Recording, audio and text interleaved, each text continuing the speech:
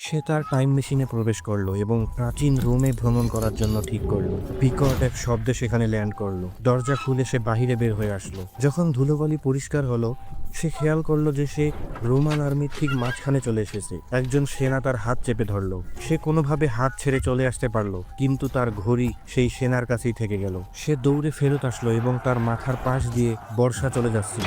সে বর্তমানে ফেরত আসার জন্য তার বোতাম চাপলো। মেশিনটি এক নিস্তব্ধ পৃথিবীতে ফেরত আসলো। যখন সে বের হয়ে আসলো, ধূসর আকাশ এবং শুকনো গাছ ছাড়া কিছুই দেখতে পারলো না। তার পেছনে ধ্বংস এক শহর। একটা বিশাল মূর্তি ধুলোবালির মধ্যে অর্ধেক ডুবেছিল। এটা ছিল রোমান সম্রাট, যার এক হাত মাটির উপরে উঠে এসেছে এবং সেখানে একটি ঘড়ি। তার সেই ঘড়ি। ঠিক সামনেই সে একটি মিসাইল দেখতে পেল, যার গায়ে তার সেই ঘড়ির ছবি আঁকানো। আসলে সেদিন সেই সৈনিক ঘড়িটি রেখে দিয়েছিল। রোমান ইঞ্জিনিয়াররা সেটা খুলে ফেলেছিল। তারা ঘড়ির গিয়ার, অদ্ভুত সব ধাতু এবং লুকায়িত শক্তি নিয়ে গবেষণা করেছিল।